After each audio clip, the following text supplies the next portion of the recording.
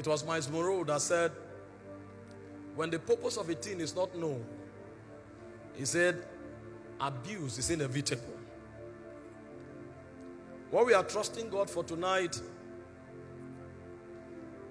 is to help us understand the meaning of existence so that we can set our priorities aright, even as we journey through time. Because the truth is that the way life did not begin in time, it will not end in time.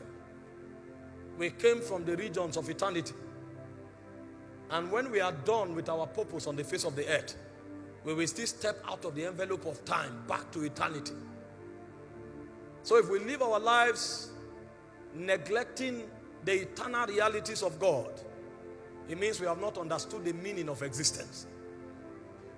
And so tonight, I'm trusting the Lord that He will help us to gaze into Zion and look upon the things that pertain to our peculiar callings, the demands of our ordination, and align with the marching order of the Spirit, even as we fine-tune with the frequencies of God. Not only to make meaning in time, but when we get to eternity, like Paul, we will say we have finished our course. There remaineth for us a crown of life. We will receive the glories of eternity, and we will live with our King forever and ever. You know, when I started contemplating marriage, the Lord asked me, what is the purpose of marriage? And the thoughts of the things that were taught began to run through my mind. You know, we hear things like, marry who you love. It's about happiness. Make sure you are happy. And all of these are very beautiful. But the Lord said to me, He said, does marriage sit on these things? Because you can be happy with somebody that is not going in the direction of your destiny, if you have not found your destiny. Because the things that make men happy are strange. The things that make men happy, they are strange. And God began to give me some secret things that I've never heard preached anywhere. You know, He told me the first purpose of marriage is to give you the privilege to be conformed to the image of God. He said that is why you will not find who you want to marry on the street. You will walk on that person. You will cultivate that person. And while you are cultivating that person, yourself will be cultivated in the process. So you may be looking for a woman that is patient. Meanwhile, her impatience is what will help you to learn temperance and endurance. So when God points at your wife may not have patience. So if you are looking for marriage to be happy, and you think happiness is about patience, you will miss your wife. Because the idea is that you will be conformed to the image of Christ. Meanwhile, the endurance that you don't have is our patience that will teach you that endurance. So God will deliberately allow you to marry her, and it may take you 6 years to cultivate endurance. And you will learn it by teaching her. That's a school of the Spirit. So He said a higher purpose of marriage is for you to be conformed to the image of God. So that happiness will be captured in fulfillment, not in excitement. It is when you have cultivated her and the glory in her spirit begins to emanate. That's when you'll be fulfilled. It's in that fulfillment that you'll be happy. And I never saw it anywhere. So I began to, I used to love tall and fair damsels. And my goal of happiness was to find a woman without blemish. When I went to pray, I gazed into the spirit and I contemplated a tall and elegant damsel, flawless in expression. He said, what I'm looking for is for you to be conformed to the image of God. So it changed my paradigm. So when the purpose of a thing is not known, the abuse is inevitable.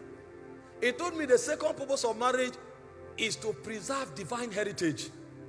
He said the reason you could trace Jesus back to Adam is because God trapped that divine order in a bloodline. So when men hide things, they hide them in a bank. But when God hides things, He hides it in men. So the choices of marriage is to help transfer eternal ordinations from one generation to another. So it is God's way of hiding dimensions of the Spirit. So God will prefer you marry someone with a godly heritage than to marry a diva Because God is trapping an ordination. And only in such vessels can eternal ordination be captured. I said, wow. I was not ready to marry. If I married 5 years ago, my wife would have been a goddess. But my ministry would have ended. It would have ended by now. He said the third purpose of marriage is worship. He said because it is in finding your wife that you will learn how to bend your will. Because worship is not a good song. Worship is the ability to conform to the will of the Father. So it is it's not what I desire. It's what you desire. Not my will, but thine. And he said it's a marriage that you will discover that. I said, wow. So when the purpose of a thing is not known, the abuse is inevitable. He said the fourth purpose of marriage is so that you can learn the mystery of oneness. That's the mystery that holds the Godhead together. The Father, the Son, and the Spirit. The ability to live and become one. And that was why he said, for the woman, love is submission. And they say for the man, love is sacrifice. So everything the woman has, she relinquishes it. And it looks as if she's vulnerable. And then everything the man has, he commands the man to lavish it on the woman. So at the end of the day, nobody owns nothing. And as they grow on that corridor, a point comes, the woman is lost in the man and the man is lost in the woman. So the mystery of divinity can be manifested in their home. So when you step into their family become heaven on earth. Because God dwells there.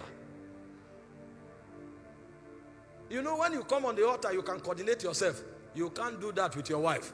Your wife knows you. So when you are trying to act wise, they will say, this man is a hypocrite. I know. And when you look at the face of the woman, you can tell who that man is. When oneness is achieved, alignment is achieved. So that man, his communication frequency with his wife will become heightened. When he looks at that woman, he is saying much more than words can ever articulate. That's a mystery. It's only in the Godhead that you find such mystery. That the Son can be on earth. He knows what the Father is doing in heaven. It's oneness. He said the fifth purpose is priesthood. He said when the purpose of a thing is not known, abuse is inevitable. So when our gathering tonight is to help us understand why we were called. Why we were called. Why God summoned us. And what He brought us to achieve for Him on the face of the earth. Because God did not call us for the formality of a call. Because if it was about the formality, when you come to church and you are excited, that would have been enough. But there is something God wants to achieve that is deeper than our excitement. Even though our excitement is part of it. Because He gave us emotion. If it was not necessary, He wouldn't have given us the emotion He gave us. But beyond it, there is something God wants to achieve.